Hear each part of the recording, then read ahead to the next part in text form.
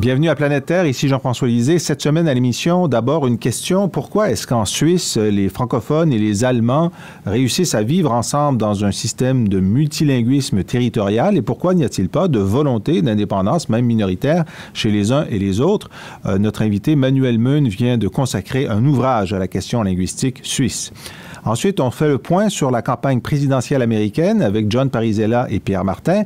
Et on va poser une question. Est-ce que la Maison-Blanche républicaine ou la Maison-Blanche démocrate est préférable pour l'économie canadienne et québécoise?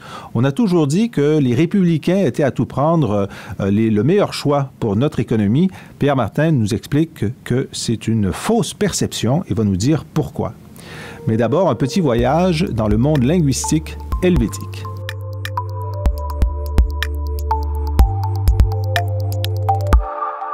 Alors, nous parlons de la Suisse avec notre invité Manuel Meun. Merci beaucoup d'être avec nous. Merci à vous de m'inviter. Alors, vous êtes professeur en études germaniques au département de littérature et de langue moderne à l'Université de Montréal. Vous avez publié tout récemment, vous allez m'aider pour la prononciation, au-delà du Röstigraben. Oui, Röstigraben. Röstigraben, langue, minorité et identité dans les cantons suisses bilingues. Et vous avez fait une présentation cette semaine, ces jours derniers, à l'Université de Montréal. Et vous allez nous aider, évidemment. Vous savez bien, vous êtes au Québec depuis un certain nombre d'années, que la question linguistique nous intéresse beaucoup. Et on présente souvent la Suisse comme étant le lieu où ça fonctionne, le lieu où le plurilinguisme fonctionne, parce que, contrairement au Canada, on y a appliqué le principe de territorialité. C'est-à-dire, dans certains cantons, on parle le français, dans d'autres, on parle l'allemand, dans d'autres, on parle l'italien, et dans d'autres, on parle le romanche, voilà. Et que, donc, lorsqu'on est dans l'un, c'est 100% une langue, et lorsqu'on est dans l'autre, c'est 100% l'autre langue, et donc, il n'y a pas d'enclave linguistique comme le Montréal anglophone au Québec ou Bruxelles francophone en territoire flamand belge. Vous nous dites que c'est un peu plus compliqué que ça. Alors, on a une quinzaine de minutes pour essayer d'éclaircir notre esprit. Mais d'abord, expliquez-nous l'architecture linguistique de base. Donc en fait, c'est à la fois vrai et faux ce que vous dites. Le modèle fonctionne si on se situe au niveau de l'État fédéral, mais quand on regarde ce qui se passe dans les cantons, là, on a des situations beaucoup plus complexes parce que ce sont les cantons qui sont souverains en matière culturelle et linguistique, donc ils définissent eux-mêmes leur politique linguistique. Ils peuvent décider d'appliquer le principe de territorialité, comme vous le dites. Donc les cantons bilingues en fait, sont la juxtaposition de deux territoires unilingues, avec quelquefois des communes bilingues, mais très rarement. Donc, quand il y a des tensions, elles apparaissent, elles sont réglées au niveau cantonal. Donc, les cantons, donc c'est leur équivalent de province. C'est comme si les provinces canadiennes avaient 100%, la totalité des pouvoirs en matière d'aménagement linguistique. Il n'y a pas une loi ou une charte fédérale qui... Alors, depuis quelques années, il y a une tendance quand même à avoir aussi une certaine intervention de la part de l'État fédéral, mais qui n'a rien à voir avec ce qui peut se passer au Canada. C'est des grands principes qui mettent en avant la nécessité de communiquer entre les groupes linguistiques. Quelquefois, il y a des jugements du tribunal fédéral qui viennent un petit peu rectifier certaines décisions qui ont été prises dans les cantons, mais globalement, on peut dire que les cantons sont vraiment souverains en matière linguistique. Donc, concrètement, je vais vous poser quelques questions. Donc, un canton décide que l'enseignement primaire, secondaire est seulement dans une langue, il a le droit de le faire? Oui. Est-ce que l'enseignement privé peut être dans une autre langue? Non, enfin... Il y a peu d'enseignements privés. La question se pose très peu, en fait, parce que la force du principe de territorialité est telle que à Genève, on ne se pose même pas la question de savoir si ça serait pas mieux de scolariser des enfants en langue allemande. Donc les questions qui se posent sur les aménagements éventuels à la politique scolaire, c'est vraiment le long de la frontière linguistique entre la zone francophone et germanophone, où là, on a quelquefois quelques entorses au principe de territorialité. C'est quelque chose qui est négocié, ça peut donner lieu à des débats très émotionnels dans la presse locale, mais ça déborde très rarement dans la presse suisse nationale. Alors, dans un canton francophone, l'université est en français? Oui. Dans un canton allemand? Oui. En allemand. Est-ce que l'affichage, par exemple, dans un canton francophone, les affiches sont en quelle langue? Tout dans la langue dans la langue du lieu, dans la langue du territoire, et même dans les cantons bilingues. Donc, quand je dis canton bilingue, là encore, je répète, c'est vraiment la juxtaposition de deux territoires unilingues. C'est-à-dire que même si on prend par exemple le canton de Fribourg, qui a 2 tiers du territoire qui est francophone, 1 tiers germanophone, eh bien, quand vous êtes dans une commune germanophone, tout va être en allemand, et dans la commune voisine, de l'autre côté de la frontière, tout sera en français, et y compris les instances, les autorités fédérales qui dépendent de l'État fédéral. C'est-à-dire qu'il y a une décentralisation de certaines instances fédérales, mais qui se fait dans la langue du lieu. C'est-à-dire qu'il n'est pas question pour un bureau de poste, par exemple, d'offrir des services en allemand à Genève ou des services français à Zurich. Donc, un Zurichois qui est de passage à Genève pour affaires, va au bureau de poste, ne peut pas se faire servir en allemand? Non. Il peut essayer, et peut-être qu'il aura de la chance, mais c'est pas dans le mandat du bureau de poste de lui donner un service en français. Et quand on dit l'affichage, c'est l'affichage public, mais également l'affichage commercial? Là encore, la question se pose peu, sauf peut-être dans la ville. Alors, il y a une ville qui est un petit peu la règle générale. À Genève, dans les magasins, c'est unilingue français. Oui, à Zurich, unilingue allemand. Avec de l'anglais de temps en temps. Avec de l'anglais de temps en temps. Mais pas d'allemand à Genève. Est-ce que c'est la tradition ou est-ce que c'est imposé par la loi? Est-ce que la loi interdit d'avoir une deuxième langue dans l'affichage commercial à Genève ou à Zurich? À ma connaissance, je pense qu'il n'y a même pas eu besoin de loi pour préciser ce qui doit en être de l'affichage commercial, puisque la question de la territorialité de la langue est tellement ancrée dans les mentalités que ça se fait normalement. Juste le contre-exemple, c'est la ville de Bienne, ou Biel en allemand, donc elle qui est dans le canton bilingue de Berne, qui est un canton à immense majorité germanophone. Il n'y a que 7 ou 8% de francophones. Et puis, à la frontière linguistique, on a une ville de 50-60 000 habitants. C'est la ville de l'horlogerie, traditionnellement, où là, la ville est officiellement bilingue et on a un affichage bilingue partout. Affichage public. Mais là, il n'y a pas de loi pour l'affichage commercial. Donc, ce sont les... après, c'est une question de décision individuelle. Donc, on a des affiches bilingues ou en allemand, en français. Ça, c'est la ville exceptionnelle. Voilà. Bon. Maintenant, vous l'avez dit tout à l'heure, il y a des cantons bilingues, mais ils sont bilingues parce que dans un même canton, il y a certaines communes francophones, certaines communes germanophones. Mais qu'en est-il du bilinguisme individuel? Par exemple, est-ce que dans les écoles des cantons francophones, on enseigne l'allemand? Est-ce obligatoire et inversement? Oui. Alors effectivement, il y a toute une tradition très ancienne en Suisse. On apprend la langue du voisin, c'est-à-dire l'allemand pour les francophones, le français pour les germanophones, mais les choses sont en train de changer. C'est-à-dire que les cantons sont souverains en la matière, là encore.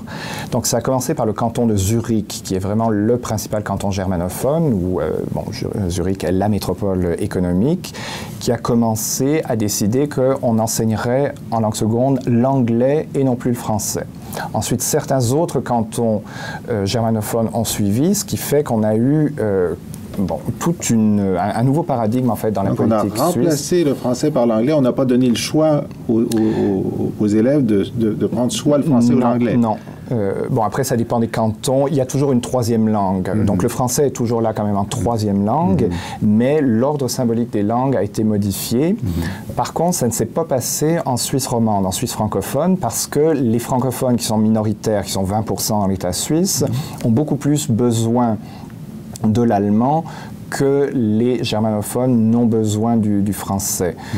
Donc, à terme la prochaine génération va parler, soit les jeunes francophones vont savoir l'allemand, on va pouvoir parler allemand aux Allemands, mais les jeunes germanophones suisses parleront beaucoup moins français qu'auparavant. Oui, le scénario probable, c'est que de plus en plus, ils communiqueront en anglais entre eux, parce qu'il faut dire aussi que traditionnellement, l'enseignement des langues fonctionnait beaucoup mieux en Suisse alémanique, au sens, donc on dit alémanique, c'est-à-dire la Suisse allemande, les alémaniques, c'est la variété des dialectes que parlent les Suisses germanophones. Donc traditionnellement, les Suisses allemands étaient étaient capables, au terme d'un parcours scolaire, assez rapidement de bien fonctionner en français, ce qui n'était pas le cas des francophones, qui pouvaient apprendre l'allemand pendant très longtemps. Alors il y a évidemment, ça a quand même produit énormément de bilingues individuels, mais globalement, on peut dire que pour des raisons qui ne m'appartiennent pas de préciser ici, enfin bon, c'est vraiment des questions complexes, mais les francophones parlaient moins l'allemand. Alors il y a plusieurs raisons à cela, parce que traditionnellement, en Suisse ou en Europe en général, depuis le XVIIIe siècle, le français avait un prestige qui faisait que les élites germanophones mettaient un point d'honneur à ce que leurs enfants parlent français. L'inverse n'étant pas vrai, parce que l'allemand en Suisse pâtit un petit peu de l'image négative de l'allemand, bon, tout ce qui est lié au nazisme, etc.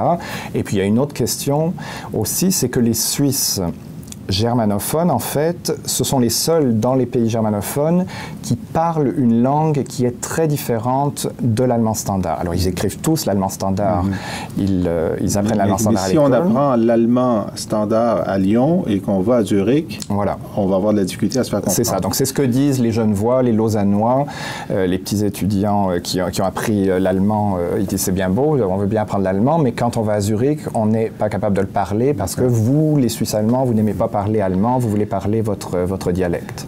Donc les jeunes francophones apprennent aussi l'anglais, et oui, mieux l'anglais, c'est plus facile. En troisième langue. Ouais.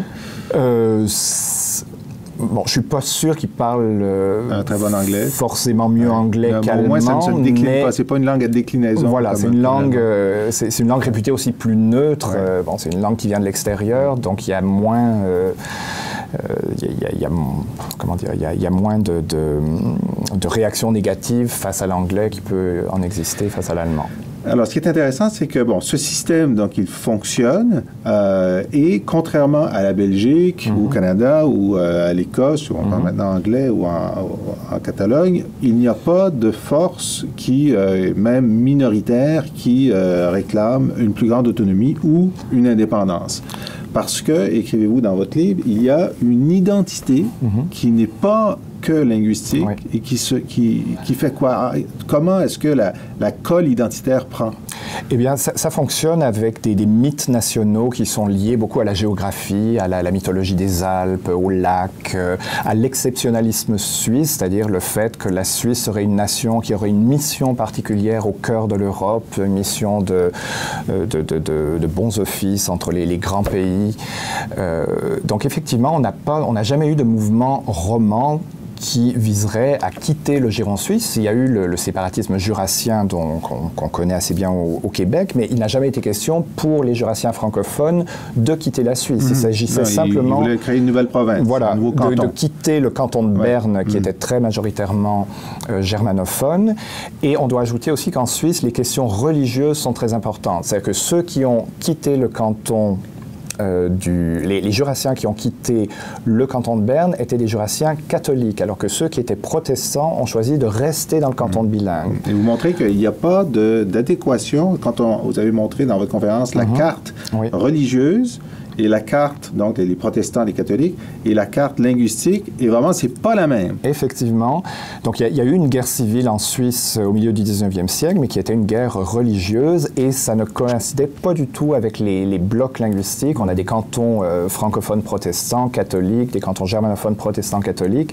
Donc, pendant très longtemps, sociologiquement, la dimension religieuse a été beaucoup plus importante que la dimension linguistique. C'est assez récent, finalement, que la Suisse se pose des questions identitaires sur la langue. Pendant très longtemps, ils se sont définis justement... ils se sont opposés aux nations unilingues qui étaient en train de se construire à partir du 19e siècle, ou même avant, en disant, mais nous, on a une mission en Europe qui est très différente, on va asseoir notre construction nationale sur le plurilinguisme. Et ça résiste même au fait que, et c'est ce que le Roche-Tigraben explique, c'est donc il y a une frontière politique qui, elle, recoupe la frontière linguistique sur un certain nombre de...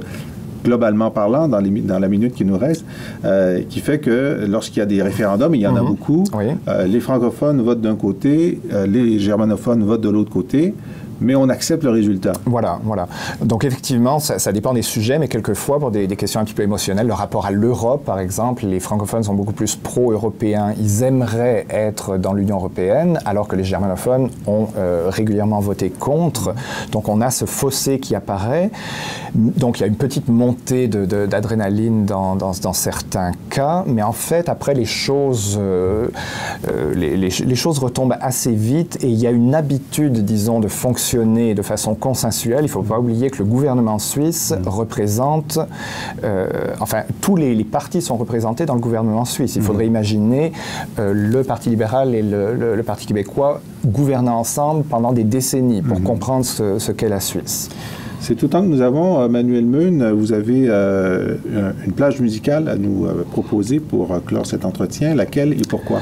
Alors, c'est une chanson d'un chansonnier qui s'appelle Manny Matter, qui est un chansonnier suisse-allemand du canton de Berne, qui est décédé en allant à un concert il y a quelques décennies déjà, mais qui est resté très populaire. Ses chansons ont été reprises plus récemment. Et la chanson s'appelle... alors, je parle l'allemand, mais pas très bien le suisse-allemand, donc je pense qu'on dit Hemmige, qui serait en allemand standard, die Hemmungen, qui veut dire les complexes, enfin quand on est un petit peu gêné, pogné, etc. Et c'est une chanson assez drôle qui a été reprise par Stefan Eichert, si certains le connaissent. Alors, je rappelle le titre de votre livre, Au-delà du Rostigramm, langue, minorité et identité dans les cantons suisses bilingues. Manuel Meun, merci beaucoup d'avoir été avec nous pour nous éclairer sur la complexité helvétique. Et on écoute, grâce à vous, Dremigen, les complexes.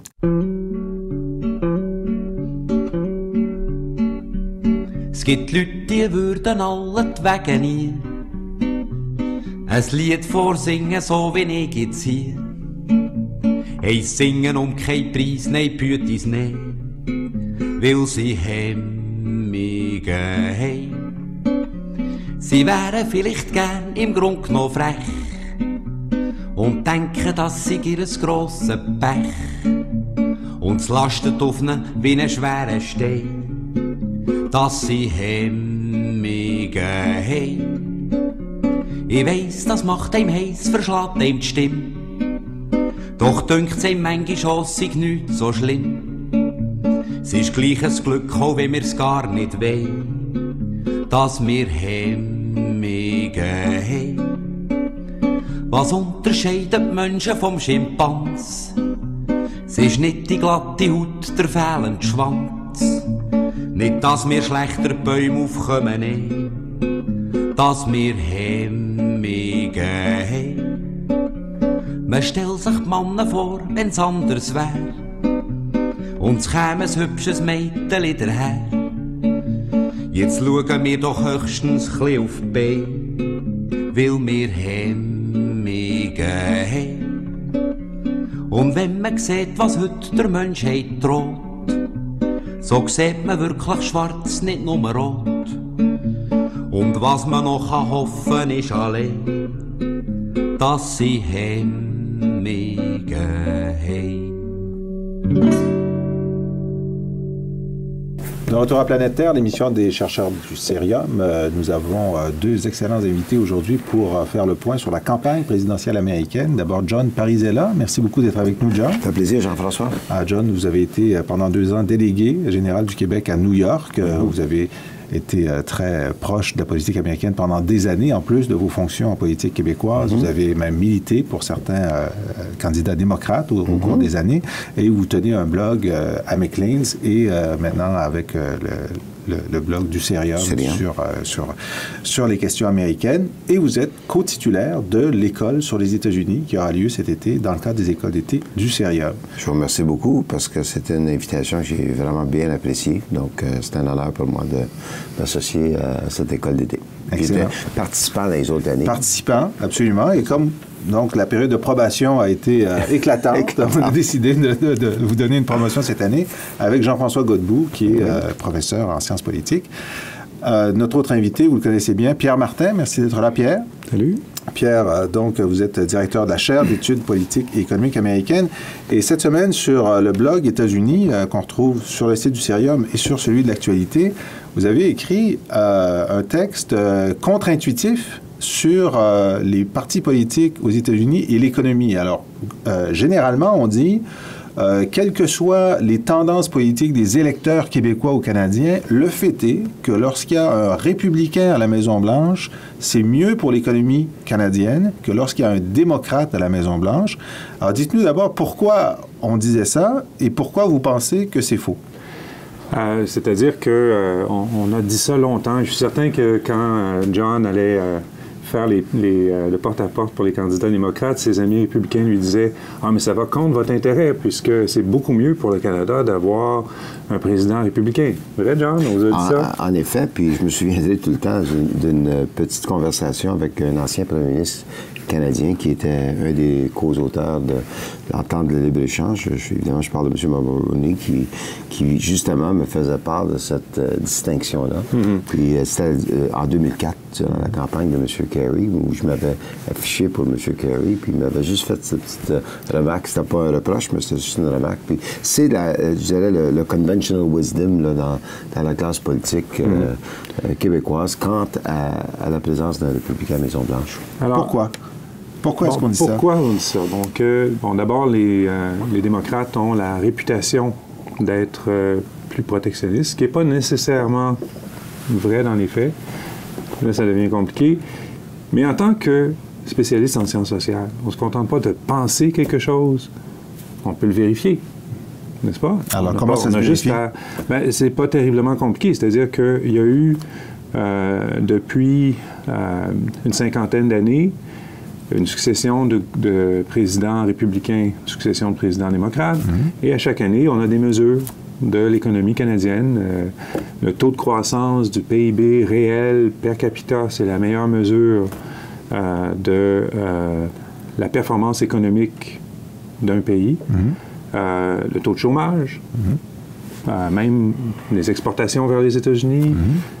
Qui est celui qui répond le plus à la question du protectionnisme. Normalement, si le conventional wisdom a raison, nos exportations vers les États-Unis devraient être moins importantes dans des années démocrates. Alors, ce que vous avez fait, vous avez pris les années de présidence démocrate et républicaine et vous avez mis sur ces années la croissance économique du Canada, par exemple. Alors, qu'est-ce que ça donne? Alors, la série commence en 1961. C'est l'année pour laquelle on a des mesures uniformes de croissance du PIB. Jusqu'à aujourd'hui. Et ce qu'on obtient, c'est avec une présidence démocrate, on obtient un PIB de 1,25 points supérieur, une croissance du PIB de 1 point et quart supérieur à ce qu'on a avec un républicain. Donc, 1 point et quart de PIB, c'est pas rien par année. Maintenant, l'autre, avec le chômage, on a un demi-point de pourcentage, entre un demi-point et 3/4 de point, selon les mesures de chômage, de moins avec un président démocrate qu'avec un président républicain. Du point de vue des exportations croissent plus sous un président démocrate que sous un président républicain. Et pour la croissance manufacturière, même refrain, supérieur avec un président démocrate qu'avec un président républicain. Maintenant, il y en a qui m'ont dit, attention, c'est le Congrès qui compte. Alors, si on prend juste le Congrès, il n'y a pas de différence essentiellement entre un Congrès démocrate et un Congrès républicain. Pas de différence dans l'impact sur l'économie canadienne. C'est ça. Si le Congrès est contrôlé par les démocrates, contrôlé par les républicains, ça ne change pas grand-chose. La pire situation, c'est un Congrès qui est partagé. Là, il semble que ça va moins bien pour l'économie canadienne dans ce temps-là. Et en statistique, c'est très facile de mettre tout ça ensemble, de contrôler pour ce qui arrive entre les deux, lesquels des deux est déterminant. Et c'est la présidence qui est déterminante sur la plupart des indicateurs. C'est-à-dire que si on inclut la variable congrès dans l'équation, je ne vais pas rendre ça trop compliqué, mais on se rend compte que, en fait, ça augmente l'effet positif d'une présidence démocrate lorsqu'on inclut, lorsqu'on contrôle pour le pour un congrès démocrate. Alors, évidemment, ça ne prouve pas que la présence d'un démocrate à la Maison-Blanche cause une croissance supérieure au Canada.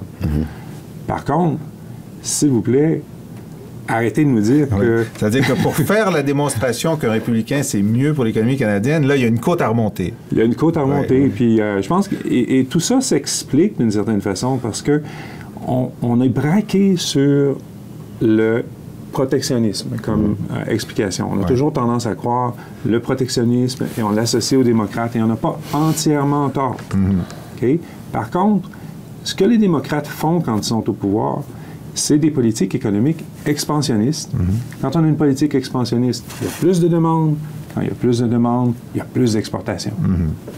John, vous avez vu ces chiffres, votre réaction? Moi, je suis complètement d'accord avec son chiffre. C'est sûr qu'il faut toujours mettre un certain caveat. Il y a des cycles, disons, économiques qui peuvent influencer les chiffres dont Pierre a mentionné. Quand on prend le pouvoir, dans le cas des républicains, après 7-8 ans de... Pas tant que ça, mais 3 ans d'inflation à l'ordre au-delà de 15 % aux États-Unis. Je parle évidemment des dernières années de Carter avec l'arrivée de M. Reagan.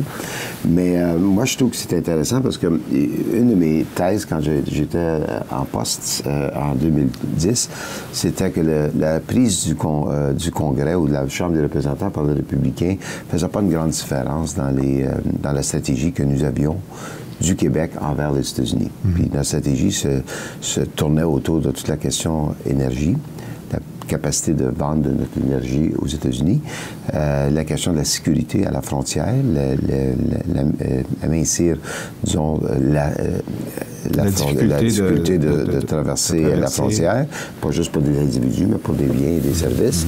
Je trouve que tu veux renforcer un peu cette notion-là, parce que c'est devenu depuis quelques années, puis je pense que tu le sais, Jean-François, plus que n'importe qui, c'est un sport quasiment spectateur pour nous de regarder la politique américaine. C'est vraiment agréable. La dernière fois, on regardait Obama puis Clinton, et à ce moment-là, on parlait un peu comme des protectionnistes, surtout dans l'État de l'Ohio. Oui. On laissait entendre pendant la primaire, c'est ça, Hillary contre Obama, dans des États très manufacturiers, très sensibles à la délocalisation, tout à coup, les candidats deviennent protectionnistes. Comme ils sont pour l'éthanol lorsqu'ils sont en Iowa, ils n'en parlent pas lorsqu'ils sont ailleurs. Exactement. Donc, ils viennent au pouvoir, puis on n'entend plus parler de ça. Puis là, on a fait trois ententes de libre-échange sous l'administration Obama. Et en plus de ça, bien, on parle d'augmenter les exportations par 50% en 5 ans. Donc, puis sont essentiellement dans cette voie-là. Donc, il y a Pierre a raison de parler de politique expansionniste. Même chose sous l'administration Clinton. Quand Clinton a pris le pouvoir, là, il disait qu'il y avait des réserves sur la signature de l'ALENA.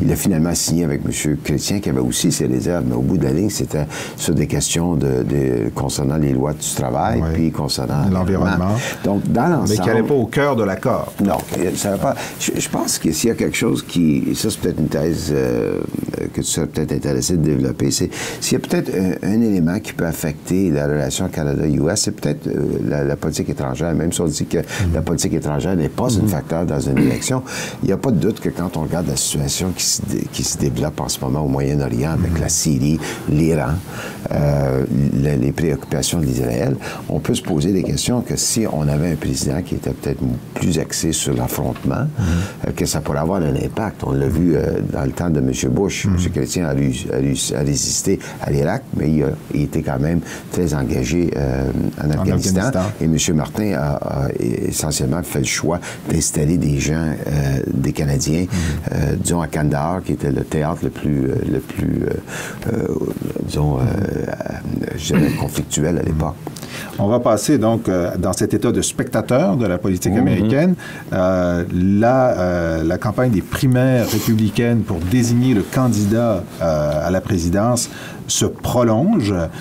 Maintenant, on est en face de 3 candidats sérieux. Mitt Romney, évidemment, qui était celui qui était en avance, mais qui n'arrive pas à trouver une majorité. Rick Santorum, qui est maintenant vainqueur dans plusieurs États, donc des États du Sud, et l'ancien Rick Santorum, dont on va parler ensemble, parce que je voudrais qu'on le présente à nos auditeurs, Et finalement, Newt Gingrich, l'ancien speaker de la Chambre, qui a eu un moment de grâce pendant cette campagne, mais qui maintenant est le troisième. Alors, parlez-nous, Pierre, de Rick Santorum. Qui est-il et pourquoi a-t-il des succès dans la base conservatrice? Oui, d'abord, en fait, je voudrais vous corriger. Là, on n'a pas 3 candidats sérieux, on a vraiment 2 candidats sérieux. Allez-y. Et on a un candidat qui a des chances réalistes de gagner, qui est Mitt Romney. Rick Santorum est un candidat qui est un ancien sénateur, qui a été sénateur de la Pennsylvanie pendant 6 ans, jusqu'en 2004 ou 2006, si ma mémoire est bonne, 2006. 2006. Et il faisait partie donc de l'équipe conservatrice qui appuyait le président Bush. Et c'est un conservateur social, c'est un catholique. C'est une personne qui a émis des opinions très tranchées au sujet de l'homosexualité, au sujet de la contraception. De la contraception, de l'avortement, du rôle de la religion dans la vie publique, et toujours, évidemment, dans le sens très conservateur. Et à son avis, par exemple, lorsqu'on lui pose la question, si un État décidait de légiférer pour abolir la contraception, que feriez-vous? Pas de réponse. Ouais, il dit que ce serait aux États, c'est le rôle des États de prendre cette décision. Donc, on a un candidat ultra-conservateur. Par contre, c'est un candidat qui est arrivé à la course avec peu de moyens, avec peu de moyens financiers, et est ressorti du lot après un processus d'élimination qui a duré plusieurs mois, qui était très divertissant. Mais il se retrouve aujourd'hui dans une course où il y a une énorme prime à l'organisation préalable. Pour faire sortir le vote, parce que c'est ça qui est essentiel. Non. C'est-à-dire qu'il faut, dans chaque État, il faut être suffisamment organisé pour s'inscrire aux listes pour avoir des délégués en cause. Et donc, dans plusieurs États, Rick Santorum ne collecte aucun délégué, même si les gens votent pour lui. Il n'a pas de délégué à l'Assemblée. Parce que? Parce qu'il n'était pas suffisamment bien organisé avant que ses succès arrivent. Il n'y avait pas assez d'argent, il n'y avait pas assez de monde. C'est-à-dire qu'on peut gagner le suffrage de la primaire dans un État sans avoir de délégués. Parce qu'il aurait fallu inscrire les délégués au préalable, longtemps à l'avance. Et pour faire ça, il faut collecter des signatures, il faut avoir des sous, il faut avoir de l'organisation, il faut avoir du monde qui remplissent les formulaires. Il ne l'avait pas. Jusqu'à sa victoire par la peau des dents en Iowa, qui lui a donné une certaine visibilité et qui a fait en sorte que la droite pure et dure du Parti républicain s'est ralliée derrière lui. Mais maintenant, mathématiquement parlant, il est trop tard. Il est trop tard pour qu'il gagne une majorité, mais il n'est pas trop tard pour qu'il soit un poids ou un empêcheur de majorité pour Mitt Romney, John. Oui, effectivement. Une petite modification sur le commentaire de Pierre concernant le fait qu'il y a vraiment 2 candidats sérieux. Moi, je suis un qui croit que tant qu'il y a aussi longtemps, pour les raisons que Pierre vient d'indiquer, que Gingrich est là, il y a quand même une lutte. Si Gingrich disparaît, je pense que c'est clair que Santorum va grimper en chiffres, mais ça ne veut pas dire que ça va balancer de l'autre côté. Il y a quelques États, comme la Californie, par exemple, c'est une primaire où c'est winner takes all, c'est-à-dire le gagnant prend tous les délégués s'il remporte. Donc, je pense que la façon que les républicains ont organisé cette saison, c'est qu'au début, ils ont favorisé beaucoup la proportionnelle. Ils ont aussi favorisé un système où les délégués étaient pas choisis le soir des primaires, mais choisis dans une convention plus tard. Et ensuite, ils ont maintenu quelques États dans le gagnant prend tout, dans la formule gagnant prend tout, mais vers la fin de la campagne. Tandis pour accentuer la victoire du vainqueur. Dans un sens, et en même temps de monopoliser l'échiquier politique pendant 6 mois, un peu comme Obama et Clinton ont fait à la dernière campagne. Donc, en 2008, McCain a gagné, il avait gagné au mois de mars. À ce stade-ci, c'était pas mal réglé. Mais on n'a plus entendu parler pendant 3 mois. Ensuite, les démocrates ont dominé l'agenda politique. C'est ça. Donc, mais qu'est-ce que je trouve intéressant dans cette campagne? Il y a toujours eu 3 tendances dans le Parti républicain. Il y a les néoconservateurs, c'est des gens qui croient vraiment dans une politique étrangère très affirmative. agressive de la part des États-Unis. Il y a eu les conservateurs sur le plan fiscal, c'est-à-dire des gens qui veulent une gouvernance basée sur des budgets équilibrés, lutter contre la dette, etc. Et vous avez les conservateurs sociaux, ceux qui sont souvent les combattants sur le terrain, qui vont faire le porte-à-porte, qui vont vraiment monopoliser, disons, la journée du vote.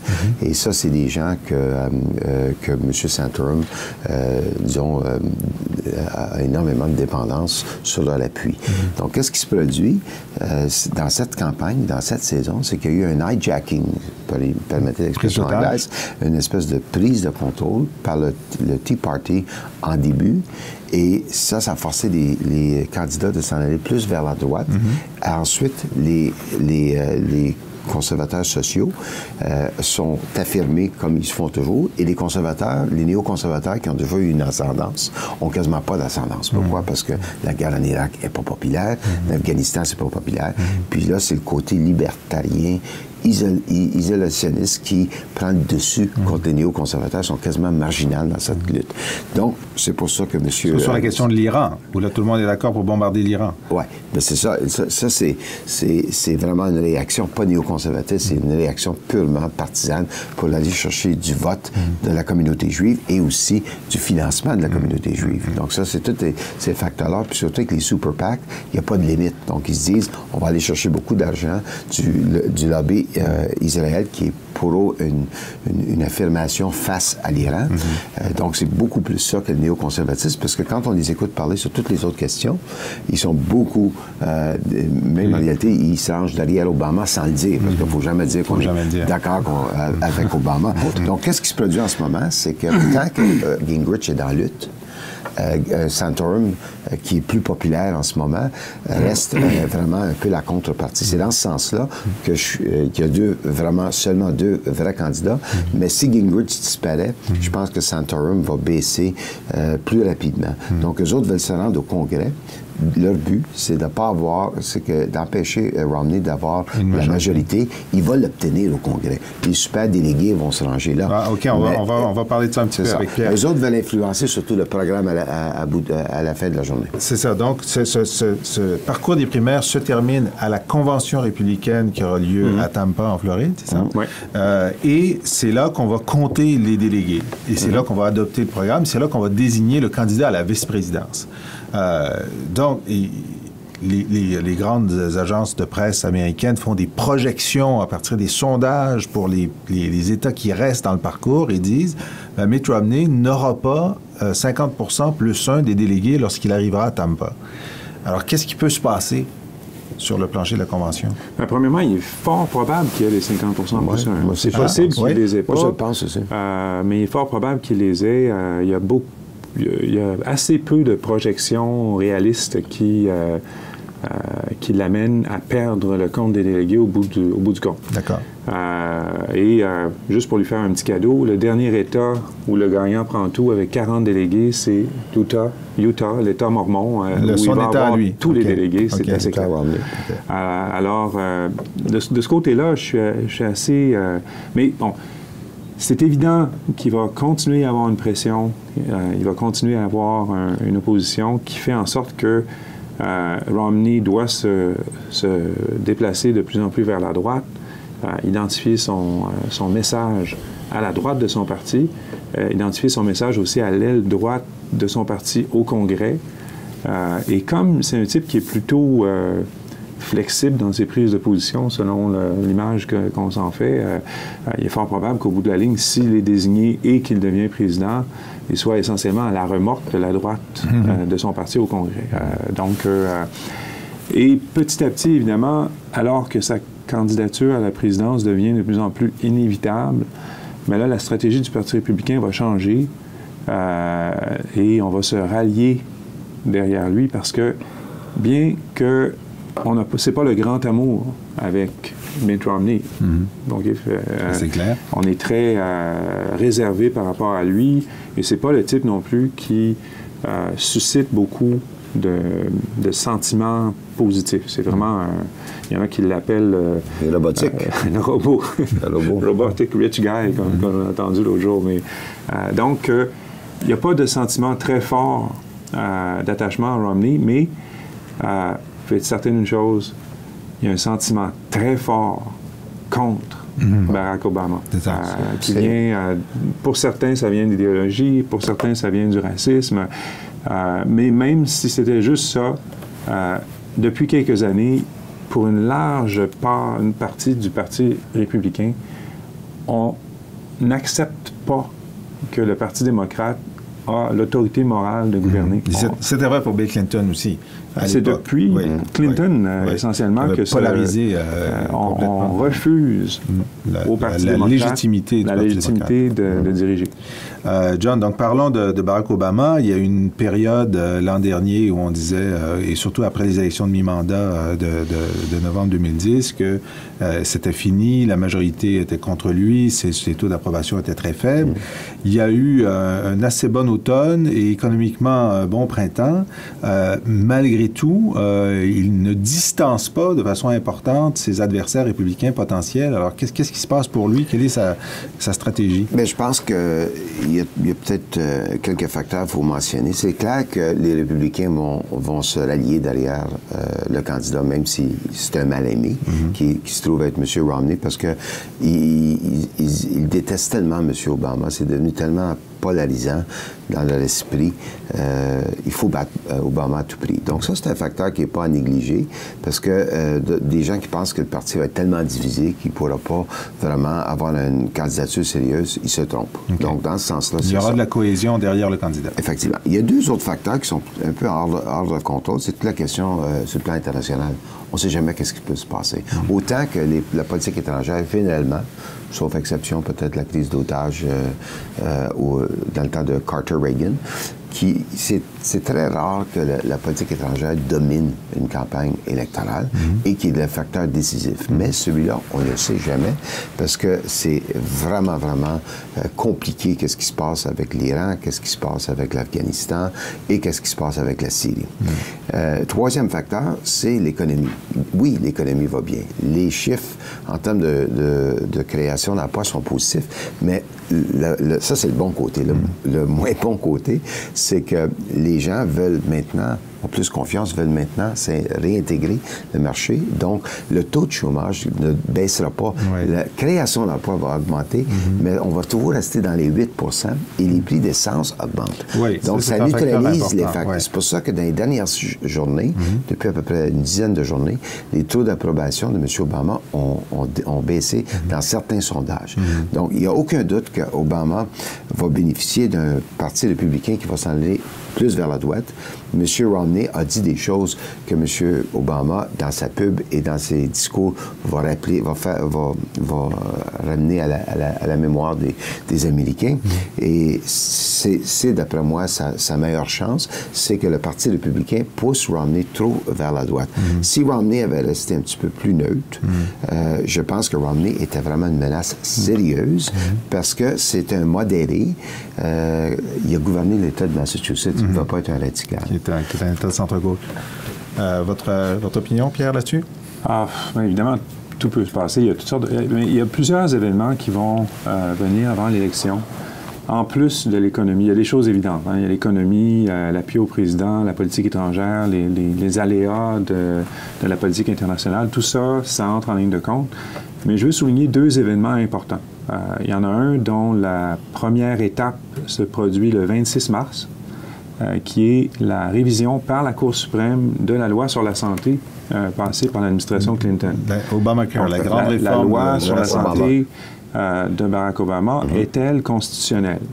Parce que le gouvernement fédéral s'arroge le droit d'obliger les gens à se munir d'assurance privée. Est-ce qu'on peut forcer les gens à s'assurer? Ça, c'est la grande question constitutionnelle. Il y a 4 juges qui sont d'accord. Il y a sûrement 3 juges qui ne sont pas d'accord. Et il y a 2 juges, c'est-à-dire le juge Kennedy et le juge en chef, qui va rallier vraisemblablement la majorité, parce que c'est une très importante décision.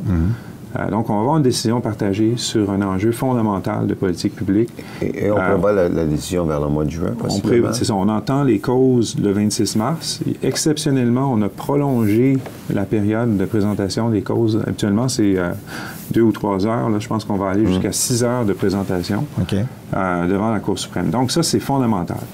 Mais au mois de juin, le jugement sort. Ouais, au mois de juin, un autre événement fondamental. Attendez, mais sur le jugement, si la Cour avalise la réforme Obama, c'est un gain pour Obama.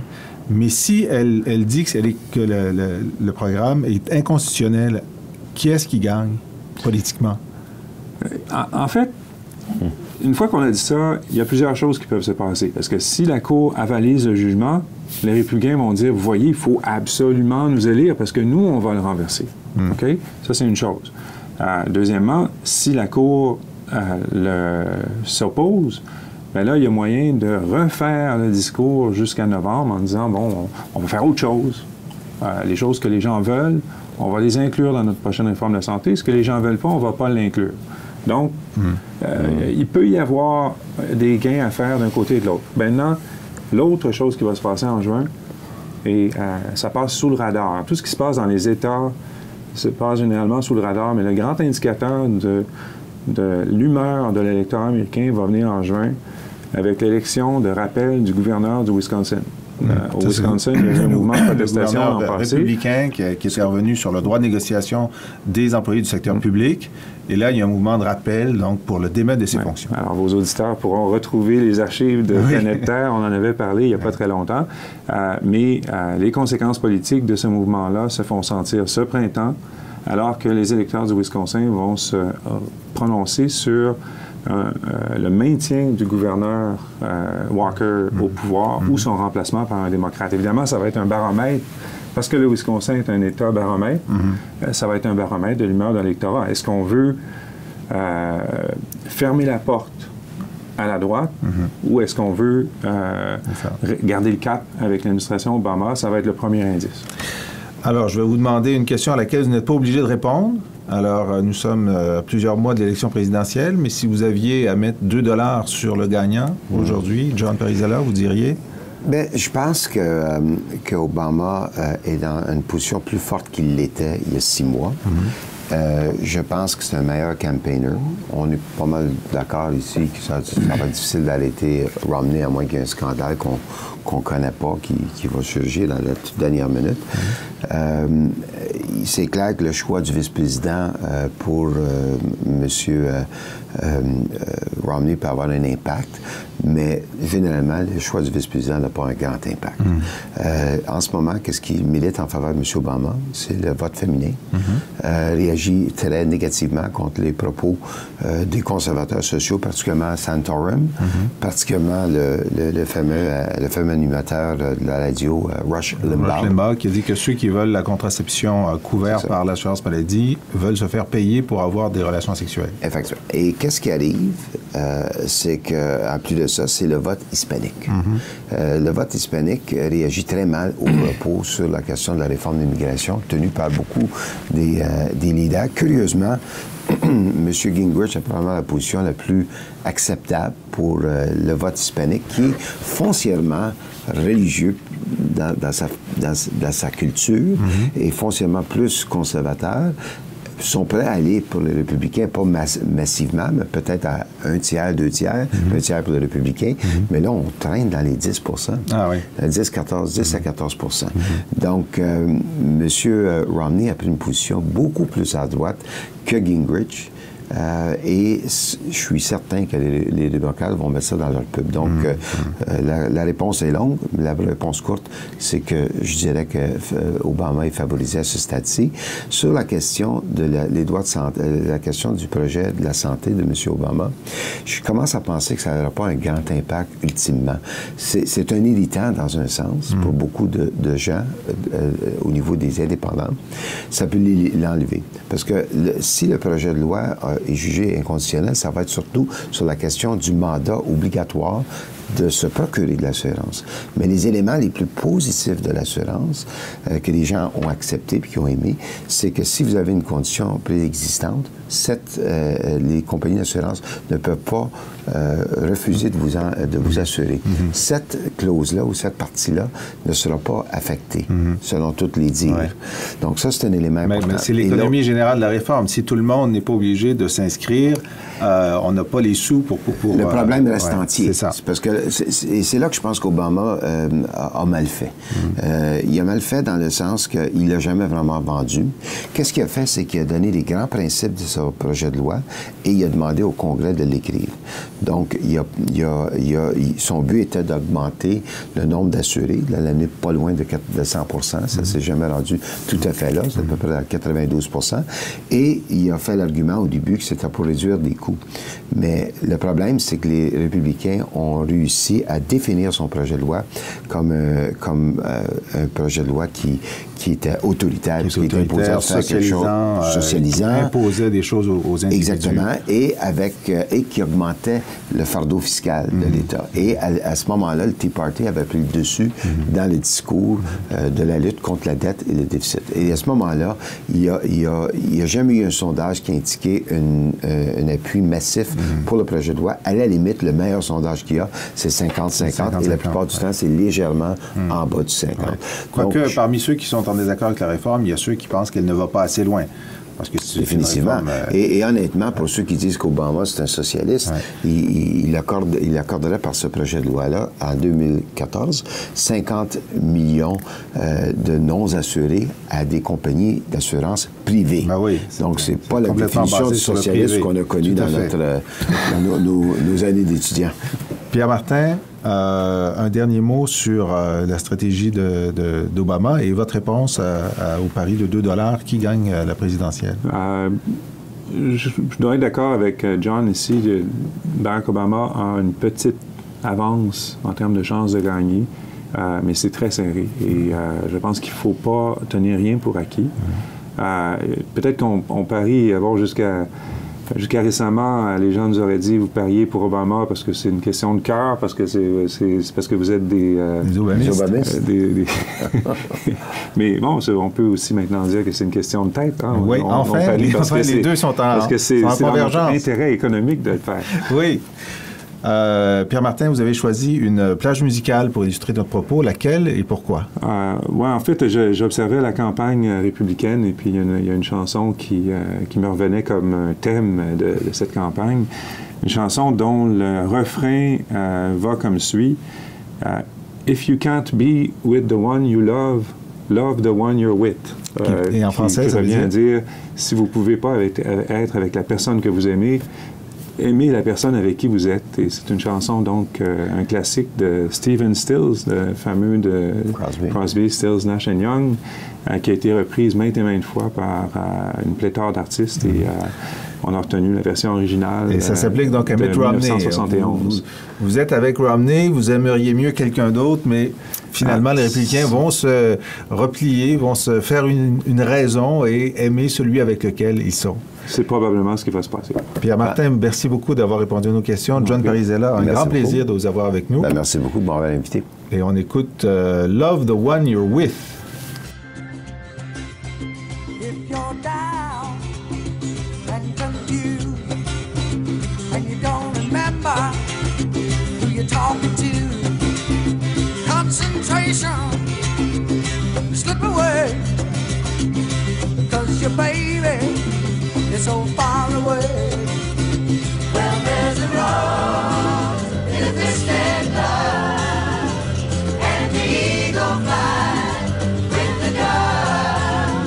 And if you can't be with the one you love, honey, love the one you're with. Love the one you're with. Love the one you're with. Love the one you're with. Don't be angry. Don't be sad, but don't sit crying over good times you had. There's a girl right next to you, and she's just waiting for something to do. And there's a rose in the twisted love.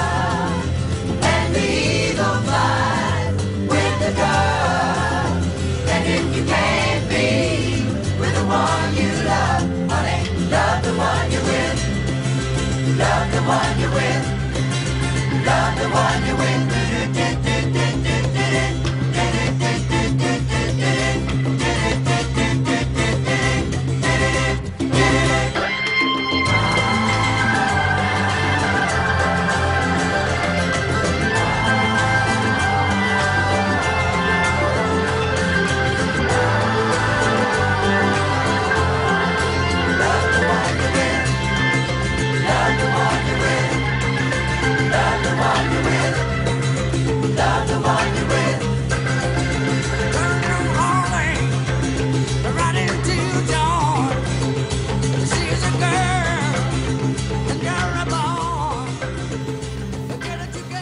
Voilà, c'était notre émission pour cette semaine. Merci de l'avoir écoutée. J'espère qu'elle vous a plu. Si vous voulez la revoir ou voir d'autres émissions de la série, elles sont toutes disponibles en ligne sur le site cerium.ca. Vous trouverez aussi sur le site l'annonce et l'inscription pour notre gala annuel du Cerium. De quoi s'agit-il? Chaque année, le Cerium, le quotidien Le Devoir et Radio-Canada récompense une personnalité qui, pendant l'année écoulée, a fait une contribution remarquable à l'internationalisation du Québec ou à la compréhension du monde par les Québécois. 5 finalistes ont été choisis par le jury. Un lauréat sera dévoilé le soir du gala, le jeudi 29 mars prochain. Et nous allons aussi rendre hommage à quelqu'un qui a beaucoup fait pour la compréhension du monde par les Québécois pendant sa carrière, le journaliste Pierre Nadeau. Ça va être une soirée fascinante. J'espère que vous y serez en grand nombre, donc le jeudi 29 mars. Vous trouverez aussi sur le site l'annonce de nos écoles d'été de juillet prochain. Elles sont disponibles, elles sont décrites. Les inscriptions sont ouvertes. Nous allons parler du Brésil, de la Chine, du printemps arabe, des réseaux criminels internationaux, des droits de l'homme dans le monde, de 8 sujets d'actualité qui vous permettront à vous, citoyens intéressés, enseignants, professeurs, étudiants des cycles supérieurs, membres d'ONG, gens d'affaires, à venir parfaire votre connaissance pour un jour ou deux ou une semaine sur ces sujets et faire en sorte que vous ayez une bonne compréhension du monde tel qu'il change. Je termine en remerciant l'équipe technique de l'émission, Luc Laflamme et Ognan Guerriev, et je vous donne rendez-vous à la semaine prochaine.